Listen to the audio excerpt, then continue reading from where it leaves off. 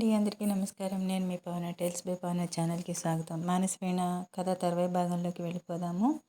Friends, ఈ serial ఇంకొక three ఎపిసోడ్స్లో అయిపోతుంది. మోస్ట్లీ 27 ఆర్ 28 కల్లా అయిపోతుంది. కొత్త సీరియల్ స్టార్ట్ అవుతుంది.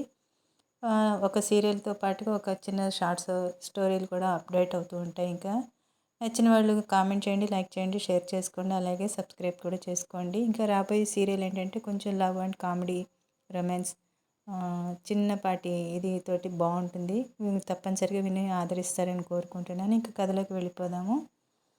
ఆనంద్ కోర్టులో చెప్పిన విషయాలు మరునాటికల్లా ప్రజలు, పత్రికలు కథలుగా చెప్పుకున్నాయి. ఈ సంగతి వసుంధరకి తెలుస్తూనే ఆమె స్పృహ తప్పి పడిపోయింది. అరగంట తర్వాత డాక్టర్ వచ్చి వెళ్ళిన తర్వాత తన పక్క మీద నెమ్మదిగా కళ్ళు తెరిచింది వసుంధర. తన మీదకి ఆత్రంగా వంగి చూస్తున్న భర్త వంక చూస్తూ, బాబు ఏడి అని అంది నీరసంగా. వాడు నీకు మొహం చూపించడానికి సిగ్గుపడుతున్నాడు అన్నారు. సిగ్గెందుకు? వాడేం తప్పు చేశాడని సిగ్గుపడాలి? వాడు ఎవరి కొడుకో అని ఎవరో అంటే బాబు నా కొడుకే. ఈ అసత్యం ఎవరు చెబితేనే నేను నమ్ముతాననుకున్నారా? బాబు నా కొడుకే. పిచ్చిదానిలాగా మాట్లాడసాగింది. ఇంతకాలం ఇన్నేళ్ళు ఈ అసత్యాన్ని ప్రేమించాను, నాదనుకున్నాను, మమకారాన్ని పెంచుకున్నాను. ఇంతకాలానికి తెలిసింది పరాయి సొమ్ము నా దగ్గర ఉన్నదని. వసుంధర గొంతు వణికింది దుఃఖంతో.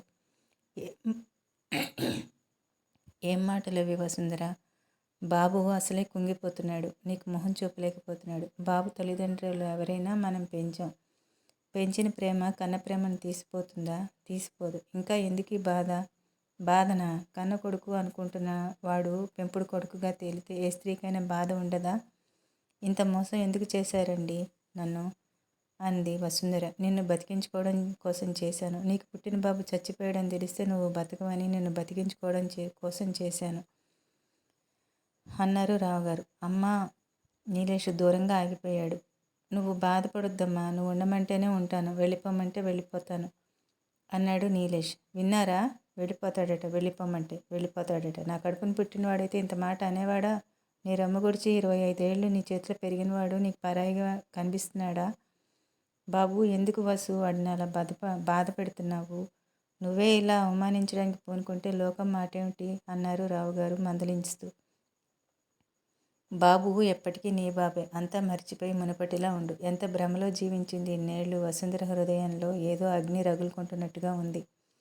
రోజులో చాలా సమయం భర్త మంచం దగ్గర కుర్చీలో కూర్చుని ఆయనతో కబుర్లు, ఆ కబురు ఈ కబురు మాట్లాడుతూ ఉండే వసుంధర ఇప్పుడు ఆ కుర్చీ సామాన్యంగా ఖాళీగా ఉంచసాగింది. ఎక్కువ సమయం పూజా గృహంలోనూ తన గదిలోనూ ఉండిపోతుంది. స్నాన భోజనాలు కూడా యాంత్రికంగా జరిగిపోతున్నాయి. ఆమె వైఖరి చూస్తుంటే రావుగారిలో భయం చోటు చేసుకుంటోంది.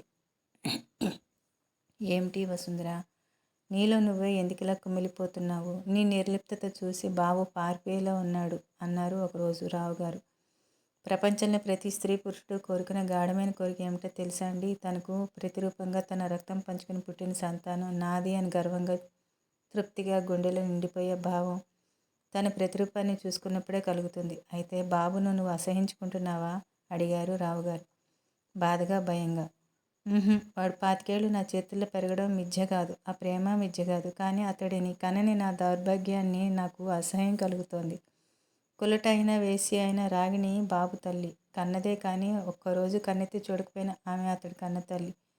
25 ఏళ్ళు అతడి తల్లి స్థానంలో ఉండి అల్లారు ముద్దుగా పెంచిన నేను మాత్రం అతడి కన్న తల్లిని కాలేను. ఈ నిజమే నా గుండెల్ని కాలుస్తోందండి. నేను చచ్చేదాకా ఈ అగ్ని ఆరేది కాదు. ఈ ఇంటిని నన్ను ఏం చేసిపోవాలనుకుంటున్నావు వసు? వృద్ధగంటంతో అడిగారు రావుగారు. పుట్టడం గిట్టడమే కదా ప్రతి జీవి చేసే పని.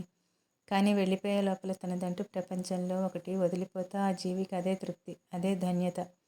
ఆ తృప్తిని నోచుకునే దురదృష్టవంతురాలనండి నేను. ఆమె దుఃఖం ఆపుకోలేక అక్కడి నుండి వెళ్ళిపోయింది. రావుగారు గుండెల మీద రాసుకుంటూ కళ్ళు మూసుకున్న కానీ రెప్పల కింద నుంచి అశ్రుధార ప్రవహించసాగింది. ఏం కానుంది? వసుంధర నిరాదరణకు గురైన బాబు ఏమవుతాడు? ఈ ఇంట్లో తన స్థానం ఏమిటో నిర్ణయించుకోలేక అభిమానానికి మారుపేరైన బాబు ఏ క్షణాన సూట్ కేసు సర్దుకుని దేశం మీద పడతాడో? ఆ తర్వాత ఈ వృద్ధుల గతి ఏం కావాలి? ఈ ఆస్తిపాస్తులు ఎవరికి కావాలి? పద్మజ ఆయన బుగ్గల మీద తడిని వేలితో తుడిచింది. ఎందుకు ఏడుస్తారు? మనిషి భవిష్యత్తును సుందరంగా ఊహించుకోవడం తప్పు లేదు.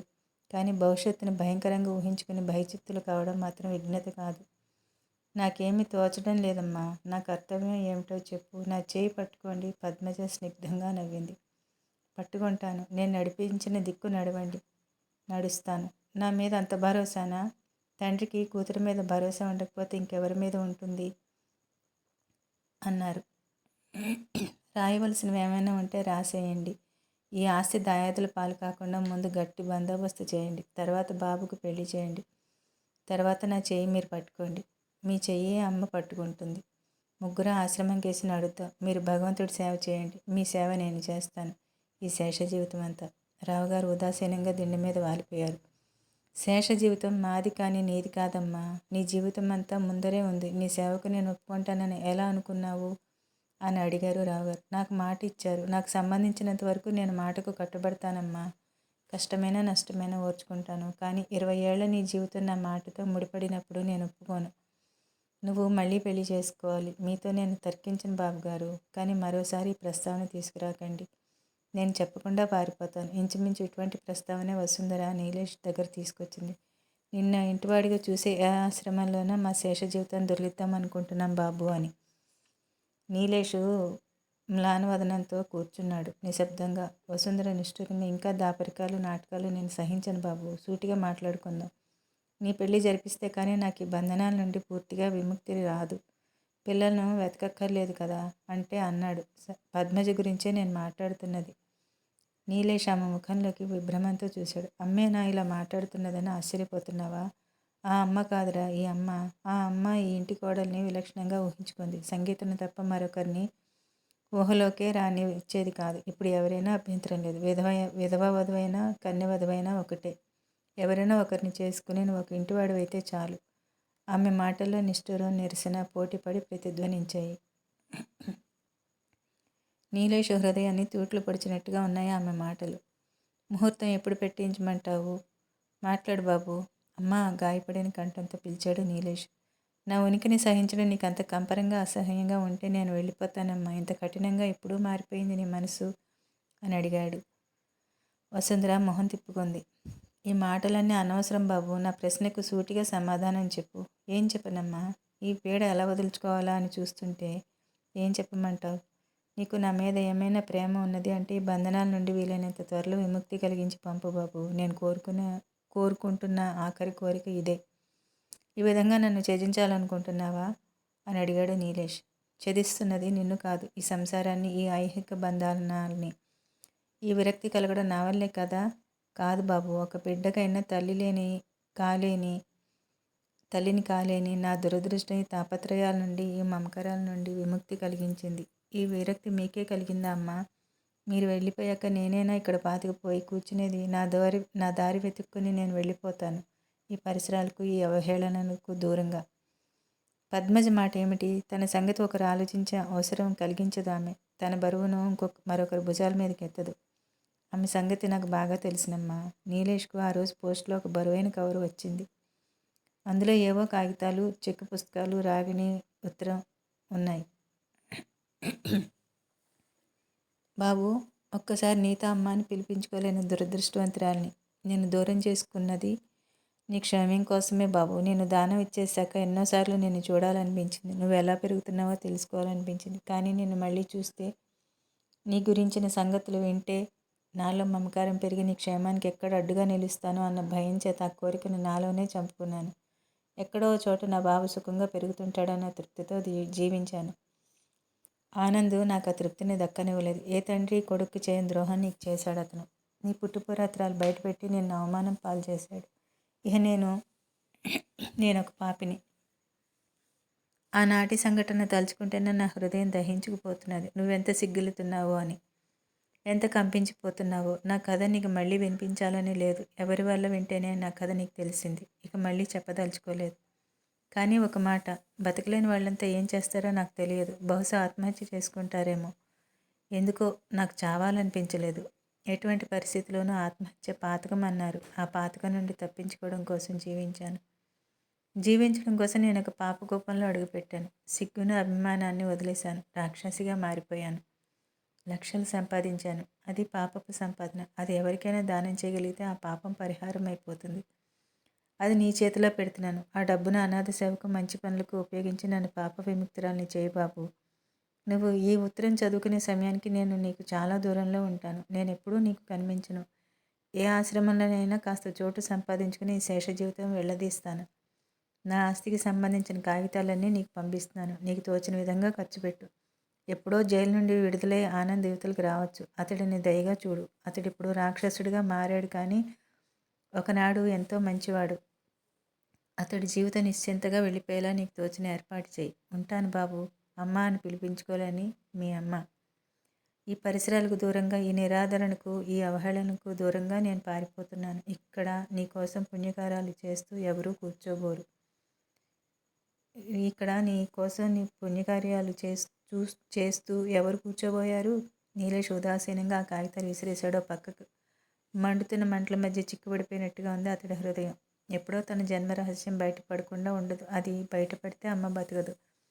అందుకే ఏ దుర్ఘటన తన కళ్ళ పడకముందే తన జీవితం ఆహుతి చేసుకోవాలనుకున్నాడు. జన్మ రహస్యం బయటపడింది. కానీ తను తండ్రి అన్నవాడిని చంపి తను చచ్చే అవకాశం లేకుండా పోయింది.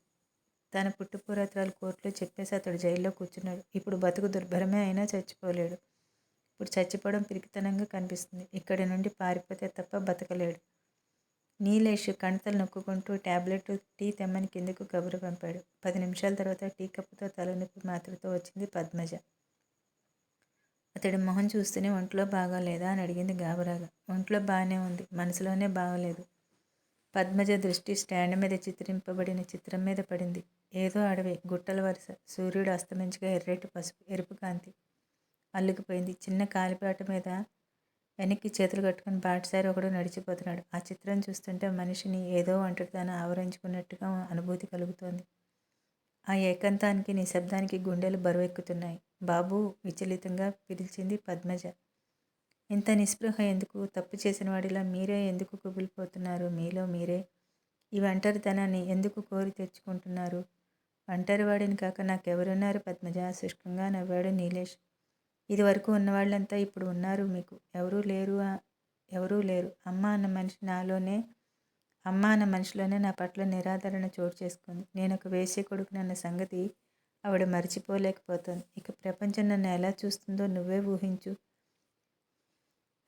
మీ తల్లి వేశ్య అయితే, మీ తండ్రి దొంగ అయితే మీ తప్పేమీ లేదు బాబు. వాళ్ళ పాపాలతో మీకేం సంబంధం లేదు. అదొక కథలా చెప్పుకుంటారే కానీ మీకున్న గౌరవం ఎక్కడా పోదు కూడా. నీలేష్ బాధగా, మరి అమ్మ అలా ఎందుకు మారిపోయింది అన్నాడు. ఆవిడ మారిపోలేదు. ఆవిడ ఇంకా ఆ షాక్ నుండి కోలుకోలేదు. మీరంటే ఉన్న ప్రేమ అంత హఠాత్తుగా ఎలా పోతుంది బాబు? మీకేదైనా అయితే ఇప్పుడు మాత్రం ఆమె సహించగలదా?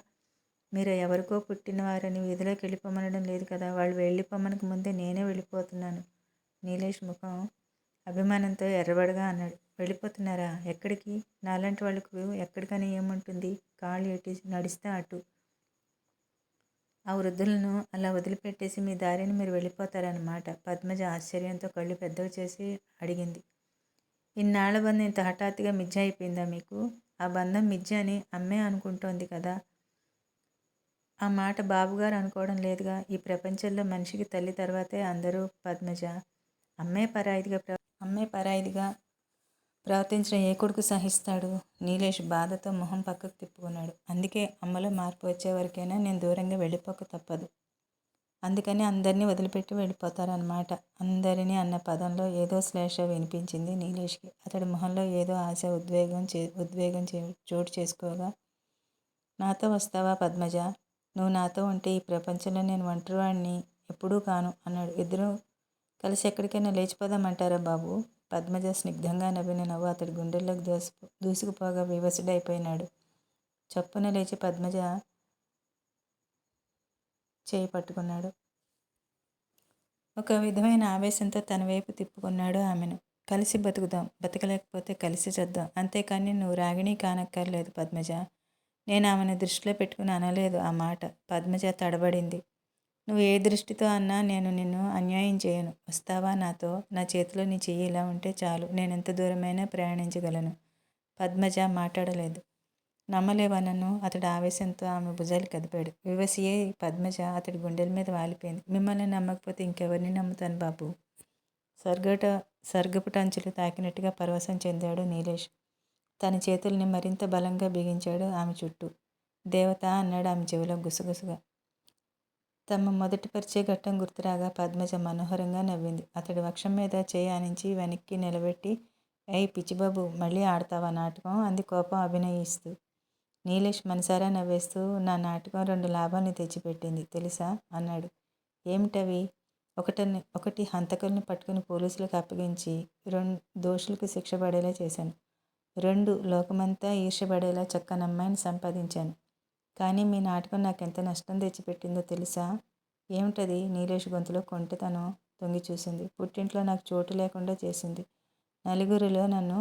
నీలేషు చప్పున ఆమె పెదాల మీద వేలించాడు. ఆ నష్టం నేను తీరుస్తాను పద్మజ. నువ్వెంత విలువైన దానివో నేను ప్రపంచానికి చాటుతాను. లోకం నీకు పులిమిన కళంకాన్ని నేనే కడిగేస్తాను. బాబుగారు ఇవాళ ఉదయం పోయారు. ఊరి నుండి మనిషి రంగనాథ్ గారు చావు కబురు మోసుకొచ్చాడు. పిడుగుపడ్డట్టుగా నిశ్చేష్టులైనారు రావుగారు. వసుంధరకి దుఃఖం కట్టలు తెంచుకుంది. ఆ మనిషి చెప్పిన వివరాలు ఇవి. నిన్న సంగీతకు పువ్వులు పళ్ళు పెట్టి నిశ్చయితాంబూలాలు తీసుకోవడానికి పెళ్లివారు వచ్చారు.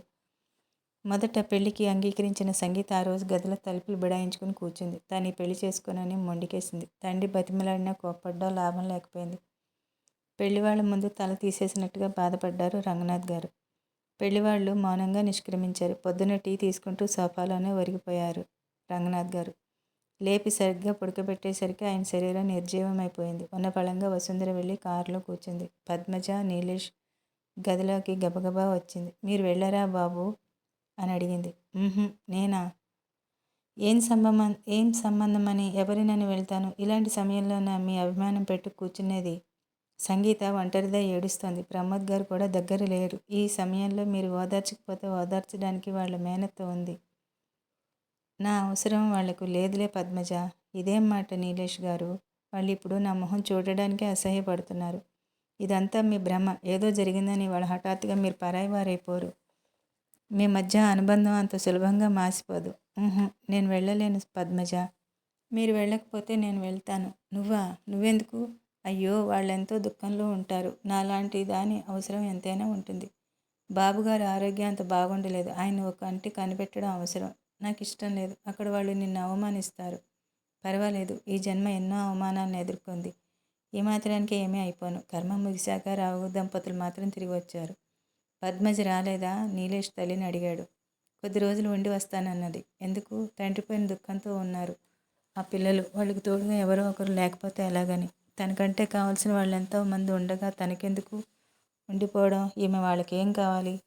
నీలేష్ తన విసుగును చిరాకును దాచుకోలేకపోయాడు. పద్మజ రాకపోతే ఎంత కష్టం ఉండేదో చెప్పలేను కానీ ఆమె రావడం చాలా మంచిదైంది బాబు. అన్ని పనులు ఆమె అయి తిరిగింది. చన్నీళ్ళ స్నానంతో నాకు జలుబు జ్వరం పట్టుకుని పక్క వదలలేదు. గంటకు వచ్చి నన్ను చూసుకోవడం, వేళకు అన్నా చెల్లెలను బలవంతం పెట్టి అన్నాలు తినిపించడం, బ్రాహ్మలకు ఏ లోటు జరగకుండా అన్నీ గుర్తు చేసి వాళ్ళకి ఇవ్వాల్సినవన్నీ ఇప్పించడం. ఏమిటి? అందరి నాలుక మీద పద్మజ పేరే ఆడింది. పద్మజ మీద నాకు ఇప్పుడు ఎలాంటి కోపమూ లేదు బాబు. చాలా మంచి పిల్ల ప్రసన్నవదనంతో చెప్పింది వసుంధర. దేనికైనా సమయం రావాలి కదా. వారం రోజులు గడిచిపోయినాయి. పద్మజ రాక కోసం క్షణముఖ యుగంలో ఎదురు చూస్తున్నాడు నీలేష్. పద్మజ రాలేదు సరికదా, అక్కడ ఆవిడ ఏం రాజకార్యాలు చేస్తుందో తెలియటం లేదు నీలేష్కి. పద్మజ అక్కడికి వెళ్ళడమే ఇష్టం లేదు నీలేష్కు. వెళ్ళి ఇన్ని రోజులు ఉండిపోవడం అసలు ఇష్టం లేదు. పద్మజ తనను కొన్నాక నీలేష్కు ఈ ప్రపంచాన్ని జయించినంత ధైర్యం, గర్వం నిండిపోయి హృదయంలో. ఆమె తోడుంటే చాలు, ఎటువంటి కష్టాలు వచ్చినా ఎదుర్కోగలనన్న ధీమా కలిగింది నీలేష్కి. ఆమె వియోగం భరించలేనట్టుగా అనిపిస్తోంది అతనికి. ఫ్రెండ్స్, అప్డేట్ ఎలా ఉంది? నచ్చిందంటే లైక్ చేయండి, కామెంట్ చేయండి, షేర్ చేయండి. అలాగే మర్చిపోకుండా సబ్స్క్రైబ్ చేసుకోండి. Thank you for watching.